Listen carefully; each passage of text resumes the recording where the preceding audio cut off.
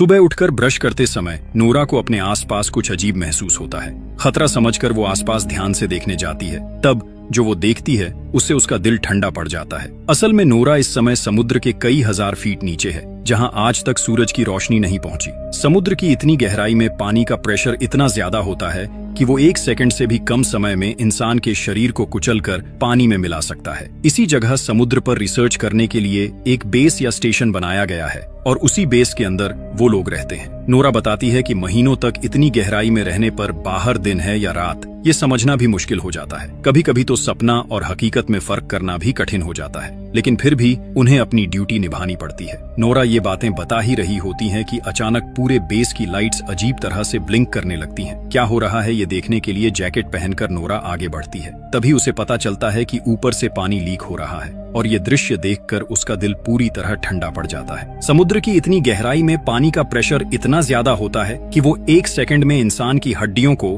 Powder की तरह कुचल सकता है। लेकिन नोरा इसके बारे में ज्यादा सोच भी नहीं पाती कि अचानक बेस की दीवार टूट जाती है और अंदर पानी घुसने लगता है। अपनी जान बचाने के लिए नोरा पूरी ताकत से दूसरे कॉरिडोर की तरफ दौड़ने लगती है और सो रहे दूसरे क्रू मेंबर्स को जगाने की कोशिश करती है। ऐसा खौफनाक मंजर देखकर वहां मौजूद सभी लोग चिल्लाते हुए नोरा के पीछे दौड़ने लगते हैं। काफी कोशिश के बाद वो लोग एक दूसरे रूम तक पहुंच जाते हैं, लेकिन उस रूम के डोर का सिस्टम फेल हो चुका होता है, इसलिए वो किसी भी तरह लॉक नहीं हो रहा था। समय बर्बाद किए बिना नोरा जल्दी से अपने हाथों से उस डोर के सिक्योरिटी सिस्टम को ठीक करने लगती है। तभी वो देखती है कि कई क्रू मेंबर्स पानी से लड़ते हुए अपनी जान बचाने के लिए उनकी तरफ दौड़ रहे हैं। नोरा चिल्लाकर उन्हें और तेज दौड़ने के लिए कहती है, लेकिन डोर तक पहुंचने से पहले ही समुद्र का पानी उन्हें पूरी तरह निगल लेता है। ये भयानक दृश्य देखकर उनमें से एक नोरा से कहता है कि जल्दी से डोर बंद कर दो, वरना सब मर जाएंगे। आखिरकार नोरा फिर से बटन दबा देती है और आखिरी पल में जोरदार आवाज के साथ गेट बंद हो जाता है। कुछ ही सेकंड में सब कुछ फिर से अजीब तरह से शांत हो जाता है। थोड़ी देर बाद उनका एक साथी रोड्रिगो कहता है कि शायद कोई बड़ा भूकंप आया होगा, वरना ऐसा होना मुश्किल है। इसके बाद वो लोग कंट्रोल रूम से संपर्क करने की कोशिश करते हैं, लेकिन वहां से कोई जवाब नहीं आता। मतलब कंट्रोल रूम से उनका पूरा संपर्क टूट चुका था। उसी समय उन्हें एक दिल दहला देने वाली अजीब आवाज सुनाई देती है। उन्हें लगता है जैसे बेस के बाहर कोई बहुत बड़ा रहस्यमय ऑब्जेक्ट पानी के अंदर हिल रहा है और अपने तेज नाखूनों से बेस की दीवारों पर वार कर रहा है। खतरा बढ़ सकता है, ये सोचकर नोरा और रोड्रिगो देर किए बिना एस्केप पॉड्स की तरफ निकल पड़ते हैं। टूटे फूटे बेस के अंदर से गुजरते हुए वो किसी तरह सर्वर रूम तक पहुंचते हैं और खराब हो चुके कम्युनिकेशन सिस्टम को ठीक करने लगते हैं। लेकिन तभी वही डरावनी तेज आवाज फिर से पास से सुनाई देती है। अब उन्हें शक होने लगता है कि ये कोई सामान्य भूकंप नहीं हो सकता। नोरा सिस्टम का डेटा चेक करके देखती है कि पूरा बेस ताश के घर की तरह टूटकर गिर चुका है, सिर्फ कुछ ही हिस्से किसी तरह टिके हुए हैं। इसके बाद नोरा और रोड्रिगो एस्केप पॉड की तरफ जाने के लिए आगे बढ़ते हैं। टूटे फूटे बेस के अंदर से रेंगते हुए वो लोग रास्ता खोजने की कोशिश करते हैं। तभी पीछे से कोई दर्द भरी आवाज में चिल्लाता है, मुझे बचाओ। नोरा पीछे मुड़कर देखती है कि उनका साथी पॉल मलबे के नीचे दबा हुआ है। नोरा और रोड्रिगो मिलकर काफी कोशिश के बाद उसे बाहर खींच लेते हैं। अब तीनों मिलकर एस्केप की तरफ बढ़ने लगते हैं। आगे का रास्ता इतना तंग हो चुका होता है कि उन्हें रेंगते हुए आगे बढ़ना पड़ता है। सबसे आगे नोरा होती है। अचानक उसकी नजर एक डेड बॉडी पर पड़ती है। उस आदमी की आंखें अभी भी खुली हुई थीं और उनमें इतना डर था कि लगता था मरने से ठीक पहले उसने कोई बहुत डरावनी चीज देखी थी। ये दृश्य देखकर उनके मन में डर बैठ जाता है कि शायद समुद्र की गहराई में कोई भयानक चीज जाग चुकी है जो इंसानी कल्पना से भी बाहर है। काफी मुश्किलों के बाद वो लोग आखिरकार पॉड रूम तक पहुंच जाते हैं, लेकिन पॉड रूम में पहुंचकर उनके पैरों तले जमीन खिसक जाती है क्योंकि वहां एक भी एस्केप पॉड नहीं बचा था। वहां सिर्फ कैप्टन लूसियन खड़े थे, लेकिन डोर लॉक होने की वजह से वो अंदर फंसे हुए थे। नोरा किसी तरह बाहर से डोर खोल देती है। बाहर आने के बाद कैप्टन बताते हैं कि जितने भी पॉड्स थे उनमें बाकी क्रू मेंबर्स को पानी की सतह की तरफ भेज दिया गया है। अब उन्हें किसी भी तरह सबमर्सिबल रूम तक पहुंचना होगा। नोरा कैप्टन से कहती है कि पूरा बेस लगभग नष्ट हो चुका है। उन्हें ये भी नहीं पता कि कितने लोग अभी जिंदा हैं या वो खुद बच पाएंगे भी या नहीं। नोरा फिर कैप्टन से पूछती है कि आखिर ये सब हो क्या रहा है, क्या ये सच में भूकंप है या कुछ और। कैप्टन कहते हैं कि अपनी जिंदगी में उन्होंने पहली बार ऐसा कुछ देखा है, लेकिन अब उन्हें मिलकर इस स्थिति का सामना करना होगा। इसके बाद वो लोग कंट्रोल रूम की तरफ जाते हैं, जहां एमिली और स्मिथ पहले से ही बाहर की दुनिया से संपर्क करने की कोशिश कर रहे थे, लेकिन कहीं से भी कोई सिग्नल नहीं मिल रहा था। ऊपर से कंट्रोल रूम को बार बार ऐसे झटके लग रहे थे जैसे बाहर से कोई बहुत बड़ा चीज पूरे बेस को ऊपर की तरफ धकेलने की कोशिश कर रही हो। नोरा सिस्टम चेक करके बताती है कि बेस के ऊपर वाले सभी फ्लोर्स और कूलिंग टावर पूरी तरह खत्म हो चुके हैं, लेकिन असली खतरा बेस का कोर है, जो पूरे बेस को पावर सप्लाई देता है। वो किसी भी समय फट सकता है। अगर कोर फट गया तो धमाका इतना भयानक होगा कि एक पल में पूरा रिसर्च स्पेस राख बन जाएगा। अब उनके पास बचने का कोई रास्ता नहीं बचा, क्योंकि बाकी एस्केप पॉड्स पहले ही टूटकर नष्ट हो चुके हैं। जब सब लोग अपनी निश्चित मौत मानकर उम्मीद छोड़ने लगते हैं, तभी कैप्टन कहते हैं कि उनके पास एक आखिरी मौका है। उन्हें बेस के सबसे गहरे हिस्से में जाना होगा, जहां ड्रिलिंग का काम चल रहा था। शायद वहां उन्हें कोई पॉड मिल जाए। कैप्टन की ये बात सुनकर पॉल कहता है कि वो ड्रिलिंग साइट यहाँ से करीब 1.5 किलोमीटर दूर है। ऐसे हालात में वो वहाँ कैसे पहुँचेंगे? इसी बातचीत के दौरान स्मिथ को ड्रिलिंग साइट से आया आखिरी सिग्नल मिलता है, लेकिन उसे सुनकर सबकी आवाज डर से सूख जाती है, क्योंकि उस सिग्नल में सिर्फ लोगों की दर्द भरी चीखें और किसी भयानक जानवर की डरावनी आवाज सुनाई दे रही थी। इसी बीच अचानक तभी पूरा बेस फिर से अजीब तरीके से कांपने लगता है। ऐसा लगता है जैसे अंधेरे में छिपा कोई दानव पूरे स्टेशन को खिलौने की तरह तोड़ देना चाहता हो। पॉल निराश होकर कहता है कि उन्हें इतनी गहराई तक ड्रिलिंग नहीं करनी चाहिए थी। शायद उन्होंने किसी ऐसे शैतान को जगा दिया है जिसे छेड़ना ही नहीं चाहिए था। कोई और रास्ता न होने की वजह से सब लोग भारी अंडरवाटर सूट्स पहन लेते हैं। अब ये सूट्स ही उनकी जिंदगी की आखिरी उम्मीद थे। लेकिन जैसे ही वो समुद्र की गहराई में कदम रखते हैं, अचानक रोड्रिगो के हेलमेट में दरार पड़ जाती है। पानी के भयानक प्रेशर से पलक झपकते ही उसका पूरा शरीर फटकर चकनाचूर हो जाता है। अपने साथी की ऐसी दर्दनाक मौत देखकर कोई भी खुद को संभाल नहीं पाता। नोरा जब इस काले गहरे समुद्र की तरफ देखती है तो उसे लगता है कि ये सन्नाटा अंतरिक्ष से भी ज्यादा डरावना है। साथी को खोने का दुख और मौत का डर लेकर वो किसी तरह कार्गो लिफ्ट की छत पर कूदते हैं और उसके अंदर घुस जाते हैं। तब कैप्टन सबको बताते हैं कि उन्हें जितनी जल्दी हो सके इस बेस से दूर जाना होगा, क्योंकि ये किसी भी समय ज्वालामुखी की तरह फट सकता है। इसके बाद लिफ्ट उन्हें लेकर समुद्र की ओर भी गहराई में उतरने लगती है। तभी लिफ्ट की स्क्रीन पर किसी पॉड से मदद का सिग्नल दिखाई देता है। कैप्टन जल्दी से लिफ्ट रोक देते हैं और पॉल व स्मिथ को कहते हैं कि जो भी ये सिग्नल भेज रहा है उसे ढूंढ कर लाओ। दोनों फिर से भारी अंडर वाटर सूट्स पहनकर पानी में उतर जाते हैं, लेकिन बाहर इतना घना अंधेरा होता है कि सूट की लाइट से भी ठीक से कुछ दिखाई नहीं देता। आगे बढ़ते हुए स्मिथ को महसूस होता है कि अंधेरे में कोई चीज शायद उनका पीछा कर रही है। किसी तरह वो उस पॉड तक पहुंच जाते हैं जहां से सिग्नल आया था, लेकिन पास जाकर देखते हैं कि पूरा रास्ता किसी अजीब चिपचिपे पदार्थ से ढका हुआ है। उन्होंने पहले कभी ऐसी चीज नहीं देखी थी। पॉड के अंदर किसी को न पाकर वो आसपास तलाश करने लगते हैं। तभी उन्हें केबल्स में उलझा हुआ अपने एक साथी का डेड बॉडी मिलता है। ये देखकर कैप्टन तुरंत उन्हें वापस अंदर आने का आदेश देते हैं, लेकिन उसी समय पॉल और स्मिथ देखते हैं कि उस डेड बॉडी की पीठ के अंदर कुछ जिंदा हिल रहा है। वो कुछ समझ पाते उससे पहले ही उसकी पीठ से बिजली की रफ्तार से एक अजीब जानवर बाहर निकलकर पॉल पर हमला कर देता है। हालांकि स्मिथ किसी तरह उस छोटे क्रीचर को मार देता है। उस क्रीचर को साथ लेकर वो लोग फिर से लिफ्ट में वापस आ जाते हैं। पॉल बताता है कि ये जीव उस डेड बॉडी को नोच नोच कर खा रहा था। एमिली जब उस क्रीचर को देखती है तो उसे उसके आसपास तेज नुकीले पंजे दिखाई देते हैं। तब एमिली कहती है कि शायद ड्रिलिंग के दौरान उन्होंने गलती से ऐसा कोई गड्ढा खोल दिया है जहां पहले से ही अजीब और खतरनाक जीव रहते थे, और अब उनकी वजह से वो गुस्से में आ गए हैं। एमिली की ये बात चल ही रही होती है कि अचानक लिफ्ट की सारी लाइट्स बंद हो जाती हैं। नोरा किसी तरह सिस्टम को फिर से ठीक करने लगती है, लेकिन जैसे जैसे लिफ्ट नीचे उतरती है, बाहर से कोई बड़ा जीव उसे जोर जोर से धक्का देने लगता है। तभी पॉल की नजर टेबल पर रखे उसी छोटे क्रीचर पर पड़ती है। वो सोचने लगता है कि क्या बाहर उसका माँ है। शायद उन्होंने बहुत बड़ी गलती कर दी है। भयानक झटकों के बीच लिफ्ट के अंदर सभी लोग पत्थर की तरह चुप खड़े रहते हैं। चारों तरफ इतनी गहरी खामोशी होती है कि उन्हें अपनी धड़कन तक साफ सुनाई देती है। उसी समय कैप्टन जब लिफ्ट की छत के कांच पर टॉर्च की रोशनी डालते हैं तो अचानक एक विशालकाय क्रीचर उस कांच पर जोर से हमला कर देता है और वो किसी दानव जैसे इंसान की तरह दिख रहा था। सब लोग बुरी तरह डर जाते हैं। तभी अगले ही पल बेस के ऊपर वाले हिस्से में जोरदार एक्सप्लोजन हो जाता है। रोशनी इतनी तेज होती है कि लगता है जैसे समुद्र की गहराई में अचानक सूरज निकल आया हो। इस धमाके के झटके से लिफ्ट के मोटे केबल्स टूट जाते हैं और लिफ्ट तेजी से नीचे गिरने लगती है। इसलिए सभी लोग जल्दी से अपने हेलमेट्स पहन लेते हैं। लिफ्ट समुद्र की तलहटी से टकराने से पहले ही वो लोग बाहर कूद जाते हैं, लेकिन एक्सप्लोजन की वजह से ऊपर से ब्रिज के भारी लोहे के टुकड़े और मलबा बारिश की तरह गिरने लगता है। अपनी जान बचाने के लिए सब लोग एक दूसरे को संभालते हुए किसी तरह दौड़कर ड्रिलिंग चेंबर के दरवाजे तक पहुंचते हैं। चारों तरफ गहरा अंधेरा होता है और उस अंधेरे में कुछ अजीब सी परछाइयां दिखाई देती हैं। उधर ड्रिलिंग चेंबर का डोर भी जैम हो चुका होता है। काफी कोशिश के बाद वो लोग किसी तरह उसके अंदर घुस जाते हैं। तभी ऊपर से फिर एक डरावनी आवाज सुनाई देती है। कैप्टन सबको समझाते हुए कहते हैं कि शायद ये ऊपर से बेस के टूटे हुए हिस्से गिरने की आवाज है।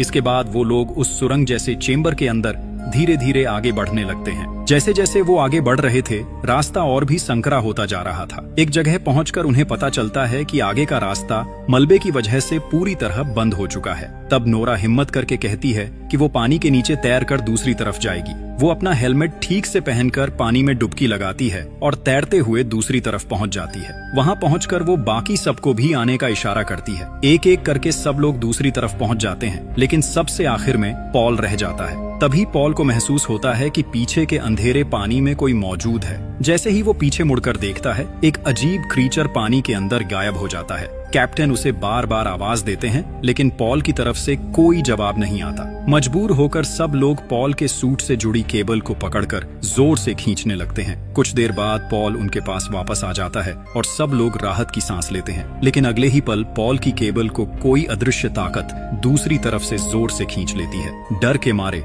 पॉल चिल्लाने लगता है। बाकी सब लोग घबराकर केबल काटने की कोशिश करते हैं, लेकिन तब तक बहुत देर हो चुकी होती है। पलक झपकते ही पॉल के शरीर का एक हिस्सा उससे अलग हो जाता है। अचानक पॉल के हेलमेट में खून भरने लगता है और वहीं उसकी दर्दनाक मौत हो जाती है। ये देखकर बाकी सब डर और दहशत में अपनी जान बचाने के लिए वहां से भागने लगते हैं। कुछ देर बाद कैप्टन फिर से रेडियो के जरिए ऊपर की दुनिया से संपर्क करने की कोशिश करते हैं, लेकिन वहां से कोई जवाब नहीं आता। पॉल की मौत के बाद सब लोग पूरी तरह टूट चुके होते हैं। एक एक करके उनके साथी किसी अदृश्य ताकत के हाथों मारे जा रहे थे। तभी वो लोग एक कंट्रोल रूम में खड़े होते हैं, जहां से बाहर का डरावना नजारा साफ दिखाई देता है। उनके बेस स्टेशन की ड्रिलिंग मशीन इतनी बुरी तरह मुड़ी तुड़ी पड़ी होती है जैसे किसी ने उसे खिलौने की तरह तोड़ दिया हो। स्मिथ हैरान होकर कहता है कि 6000 टन वजन की ड्रिलिंग मशीन का इस तरह नष्ट होना क्या सच में संभव है? एमिली कांपते हुए कहती है कि ये सब उनकी गलती है। उन्होंने समुद्र की गहराई को छेड़ा है और अब समुद्र उनसे बदला ले रहा है। शायद उन्हें यहाँ आना ही नहीं चाहिए था।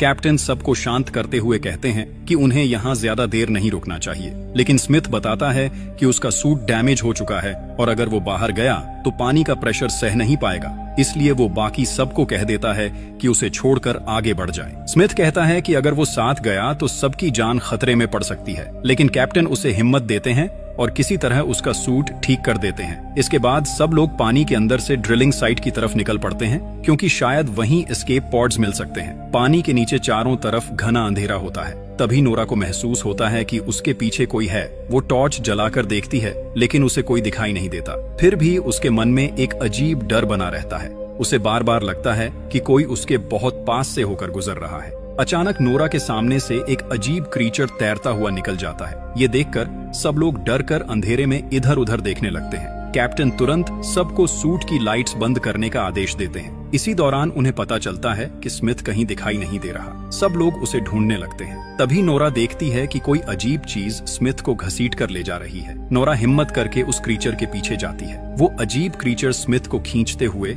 एक संकरी गुफा के अंदर ले जाता है। कैप्टन बिना एक पल गंवाए उसी गुफा के अंदर घुस जाते हैं। काफी अंदर जाने के बाद कैप्टन को स्मिथ मिल जाता है। किस्मत से स्मिथ अभी जिंदा होता है। कैप्टन उसे खींचकर बाहर ले आते हैं, लेकिन थोड़ी देर बाद कैप्टन को याद आता है कि स्मिथ की गन गुफा के अंदर ही रह गई है। इसलिए वो फिर से गुफा के अंदर जाकर गन निकालने लगते हैं, लेकिन जैसे ही वो वापस लौटने लगते हैं गुफा की गहराई से एक भयानक मॉन्स्टर अचानक निकलकर कैप्टन को पकड़ लेता है और ऊपर की तरफ खींचने लगता है। कैप्टन के सूट की केबल में फंसने की वजह से नोरा भी उसके साथ ऊपर की तरफ खींचने लगती है। पानी के अंदर संघर्ष करते हुए कैप्टन और वो अजीब क्रीचर एक बड़े प्लेटफॉर्म पर जा टकराते हैं। प्लेटफॉर्म के किनारे कैप्टन को लटका हुआ देखकर नोरा उसे बचाने की कोशिश करती है। तभी वो भयानक क्रीचर फिर से उनके सामने आ जाता है। वो इतना विशाल होता है कि लगता है जैसे वो इस दुनिया का ही जीव नहीं है। वो अपना विशाल मुंह खोलकर नोरा के हेलमेट को निगलने की कोशिश करता है। उसी समय कैप्टन अपनी नाइफ निकालकर उस मॉन्स्टर पर वार करते हैं। दर्द से तड़पकर वो क्रीचर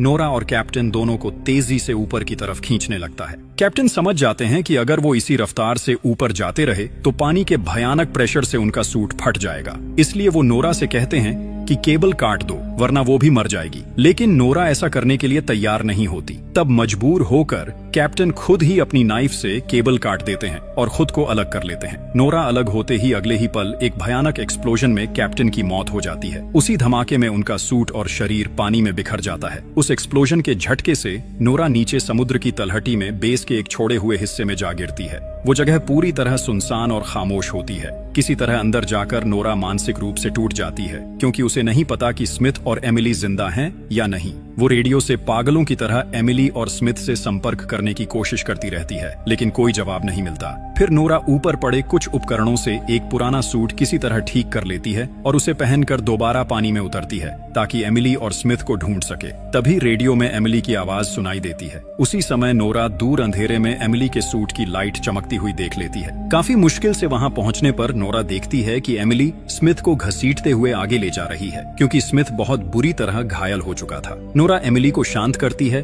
और दोनों मिलकर स्मिथ को खींचते हुए उस गहरे अंधेरे की तरफ बढ़ने लगते हैं। चारों तरफ माहौल बहुत डरावना होता है। हर पल ऐसा लगता है जैसे कोई भयानक परछाई छिपकर उन्हें देख रही हो। कई साथियों को खोने के बाद आखिरकार वो लोग ड्रिलिंग साइट तक पहुंच जाते हैं, लेकिन वहां पहुंचकर खुश होने की बजाय वो और ज्यादा घबरा जाते हैं, क्योंकि ड्रिलिंग साइट के मेन गेट तक पहुंचने के लिए बीच में एक पुल जैसा रास्ता पार करना पड़ता है और उस पूरे पुल पर हजारों खतरनाक क्रीचर्स गहरी नींद में पड़े हुए होते हैं। अगर उन्हें मेन गेट तक पहुंचना है तो इन्हीं क्रीचर्स के बिल्कुल पास से गुजरना पड़ेगा, और अगर उनमें से एक भी जाग गया तो पल भर में हजारों जानवर उन्हें फाड़ कर खा सकते हैं। कोई और रास्ता न होने की वजह से वो धीरे धीरे आगे बढ़ने लगते हैं, लेकिन बदकिस्मती से एक क्रीचर अचानक जाग जाता है और नोरा पर हमला कर देता है। नोरा चिल्लाकर एमिली से कहती है कि वो तुरंत वहां से भाग जाए। वो क्रीचर अपना विशाल मुंह खोलकर नोरा को निगलने की कोशिश करता है, लेकिन नोरा डरने के बजाय हिम्मत दिखाती है और अपनी गन से उस क्रीचर के पेट के अंदर गोली मार देती है। दर्द से तड़पते हुए वो क्रीचर वहीं मर जाता है।